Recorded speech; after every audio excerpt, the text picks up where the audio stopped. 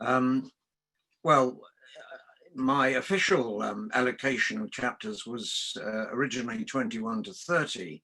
So I trust you will allow me to slightly amend this allocation to permit a surreptitious start at chapter 20. The last time we met, you will recall that it was pointed out that chapter 19 was in fact the last in the first volume of the novel, as originally published, chapter 20 thus being the opening chapter of the second.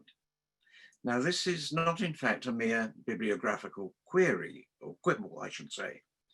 As we have seen, the first 19 chapters serve not only to introduce the tale, or rather the various interlinked tales, but to establish the ascendancy of the positively ghastly modernizing and low church Proudy Slope faction, and the corresponding anguish of the admirably traditionalist and high church Grantley faction.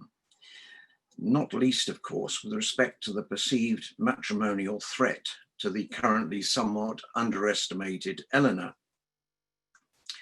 Chapter 20, then, being the first of the second volume, formally introduces Mr. Arabin, the great white hope of the Grantley faction, with no apologies here to any anachronistic statue botherers.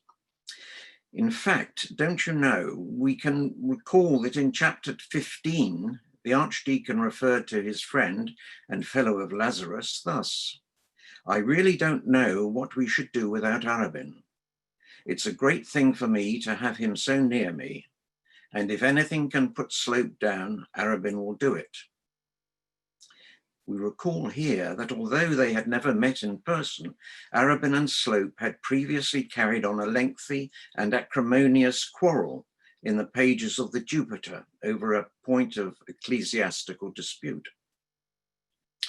It therefore follows that the transition from the end of the 19th chapter to the beginning of the 20th represents something of a watershed in the various affairs of Barchester, providing as it does some hope for the lifting of the dark clouds of vulgar, red-haired pretension and irreverence to reveal the wholesome cleanliness of a bright new but traditional dawn of decency and gentility.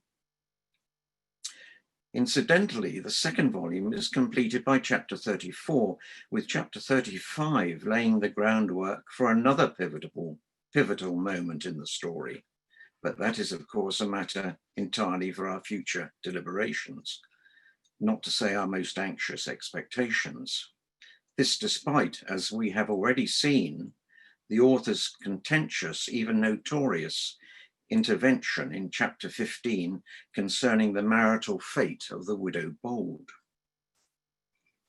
Returning briefly to chapter 20 then, we note, possibly with some little surprise, and despite his supposedly liberal credentials, our author's sympathy for the Oxford movement, within what can only be described as the Tory High Church, as portrayed by his very positive, albeit narratively unnecessary, comment on the real-life publication Froude's Remains, a seminal work that famously inspired the early Tractarians. As for the personality of the somewhat unworldly Arabin himself, by chapter 20, he has admitted at the age of 40, he was disappointed with his general situation in life and that the daydream of his youth was over. He sighed for the allotted share of worldly bliss, which a wife and children and a happy home could give him. But by allowing himself to be persuaded into accepting the modest living of St.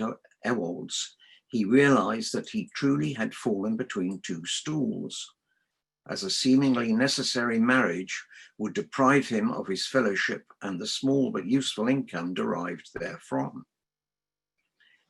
In chapter 21, St. Ewald's parsonage, Eleanor remains something of an ingenue with regard to Slope's machinations, whilst Arabin increasingly comes to terms with at least the theoretical requirement for a wife, and moreover one financially endowed to assist in his ministrations. a priestess indeed in the fancy of Susan Grantley. We are then introduced to the splendid Thorns of Ullathorne, being the major landowning family in that part of Barsetshire, and a model of the old benevolent Tory squirearchy. Trollope indulges in a mild degree of affectionate satire at their expense, particularly of the quite exquisite Miss Thorne and her nostalgia for a kinder past, whilst recognising Squire Thorne's acceptance of some degree of modernity in the improvements relating to his land. Miss Thorne is further satirised for her romantic conception of the medieval ideals of chivalry, and incidentally satirising Disraeli's Young England movement, which was fashionable at the time. The ideals of chivalry now long vanished, and the profound social and economic changes of the contemporary world, not least with the relatively recent repeal of the Corn Laws. This legislation was, of course, originally enacted in order to protect domestic food production, following a period of unpleasantness with the ghastly French under the Antichrist Bonaparte, but fortuitously also having the effect of enhancing the income of the landowning classes.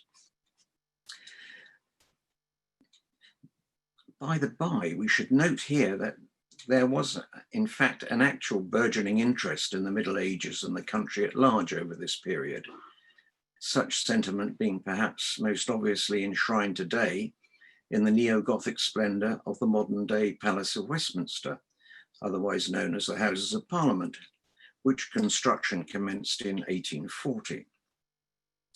At another time and in another place, we might muse upon the moral that could be drawn from the necessity of the ongoing and long overdue restoration work on that edifice. However, I digress. In his reading in at his parish church, Arabin reveals himself to be as yet not fully adjusted to his new position in the world outside the cloistered security of his Oxford College, and indeed remains somewhat diffident in his general demeanour. Slope's machinations meanwhile continue, but in chapter 24, as has been pointed out by various commentators, there is a rather sloppy, or perhaps we might suggest slopey, chronological discrepancy. Slope is chronicled in chapter 18 as going directly to Puddingdale following his interview with the bishop, but this fails to accommodate the 2 weeks or so that Eleanor and Mr. Harding already passed at Plumstead, as noted at the beginning of chapter 24. However, we needs must ignore this inconsistent Trollopian timescale, not allowing it to distract us from the ongoing drama. In any event, Slope, in concluding somewhat over-optimistically that he will now be able to prevail over the more than formidable Mrs. Proudie in diocesan matters, overbearingly obtains the Reverend Quiverful's acquiescence to the withdrawal of the earlier offer of the hospital, all with the despicable desire of thus ingratiate himself with the unsuspecting Eleanor.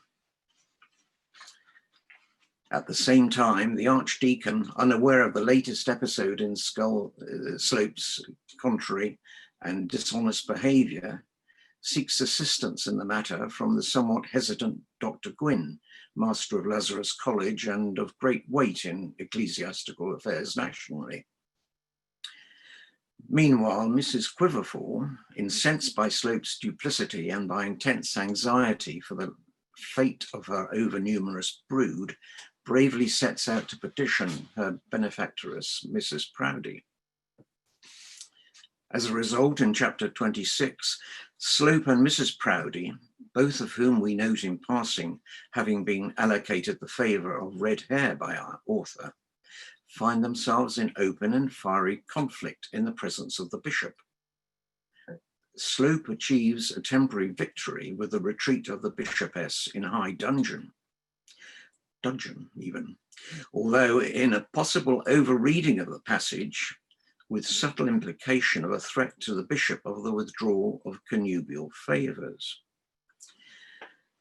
The sinister Slope persists in his machinations in chapter 27, but nevertheless remains enamoured of the Signora Neroni, who, however, astutely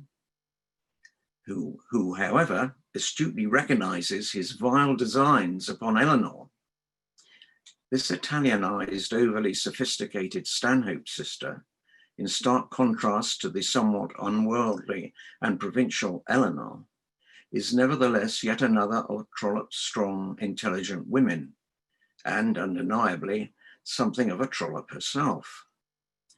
Indeed, as pointed out by our very own Mark Green in a recent Trollopiana, it is almost a convention in 19th century literature that women who transgress the bounds of sexual propriety are branded with some form of physical defect as an implicit warning to any willful maidens who might, perish the thought, be tempted to venture down a similar perilous path. The issue of Slope's letter to Eleanor then arises, particularly as it includes somewhat improper, borderline salacious passages, whilst purportedly informing of her father's prospects in respect of the hospital. The receipt of the letter reinforces the general but quite fanciful assumption of Eleanor's matrimonial intentions, leading to the serious interview of chapter 29 with the typically headstrong archdeacon, who in some respects is conceivably, consciously or unconsciously, modelled by the author upon himself. This confrontation is stubbornly insisted upon by the archdeacon, despite the ever-sensible Susan Grantley's pleas for restraint. Eleanor, inevitably and mightily incensed, subsequently decides to return immediately to Barchester. But before she leaves Plumstead, she and Arabin chance to come into contact once more. And Arabin, who now finds himself enamoured of Eleanor, as she is secretly of him, attempts to come to terms with his own thoughts on the subject, being totally inexperienced in matters of the heart, or indeed of the mystery whose name is woman. And there we must leave our combatants for another fortnight.